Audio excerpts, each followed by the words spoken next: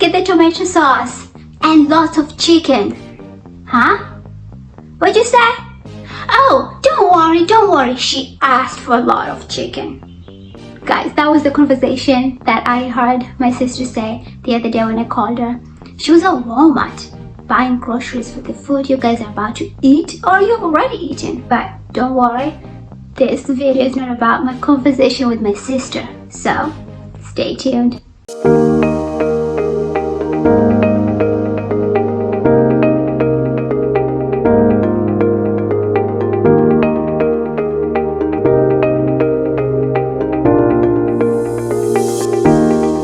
Today is African night. Oh my goodness, guys, I am so excited. I'm not even there. Oh, how I miss Indiana, PA. You know, the last time I was there was actually October 26th of 2019. I said goodbye to my family and my friends, and my husband and I flew to China. China was very different from the small city of Indiana, PA, of not even 20,000 people, to a city in China, Chongqing, 30 million people. Yeah, we were so far from home. But now we live in Shanghai, China, where yes, it's not 30 million people, but it's close. 24 million people. If you want to know more about our story, please go ahead and look it up on my YouTube channel. African night. Yes, that's what we're all here for. Today, you've come to experience African culture, which is great. My aim for this video today is to answer two questions. The first is, how do I become a good leader?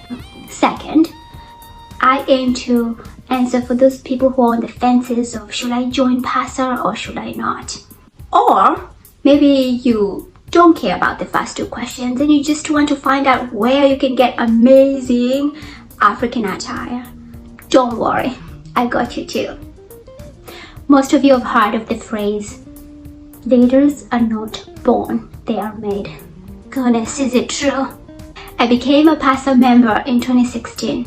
Actually, I was just hanging out by myself at the lobby of the hub when a few people just saw me and they were like, maybe she's free or bored. And they asked me if I could join them in a meeting at the Ohio room that was just about to start. I was skeptical at first, but when they mentioned free pizza, I was in. A year later, I became the treasurer of PASA, and I saw the good work that we were doing for bringing awareness around campus. And I had fun on the previous African night, so I just wanted to get involved more. Being the treasurer was hard. I mean hard. In between classes, I had to meet with this lady at the hub where she would sit down with me and budget about the organization's finances. I had to keep track of the money coming in and out. I had to make speeches from different organizations and ask them to help fundraise money for us. I mean, I was every step of the way, taking all the free time I had to just make sure that our organization was going to flourish for the next coming African night. Even though the work was hard, it was really rewarding, and I'll tell you more about this soon.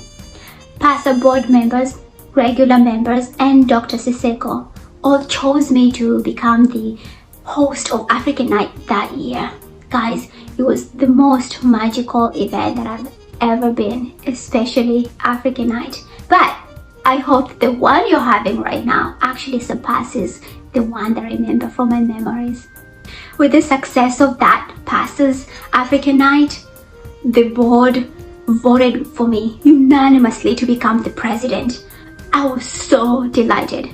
And my first order of business, you guessed it, was to change the whole constitution. Not to become in power forever, but to change the constitution because there were some things in it that were not changed since 1980s, and some of the wording just did not make sense to us who were leading, and so we all decided that it was time to change the constitution. And that's actually the first key of being a good leader.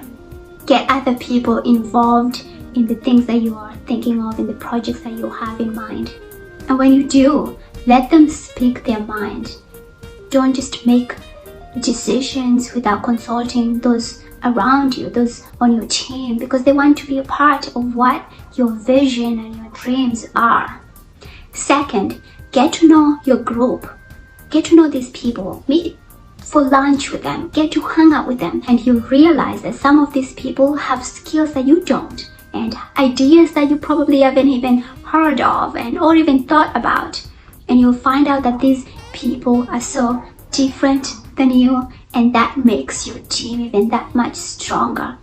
Third, once you've gotten to know the team around you, delegate work as much as possible. Being a leader doesn't mean that you get to do all the work. Trust me. Delegate your work. Number 4, give more positive feedback. Here's the rule that I always follow. For every bad feedback, give 2 uplifting and encouraging ones. By now, you must be asking, should I really still join PASA? Yes, please join PASA.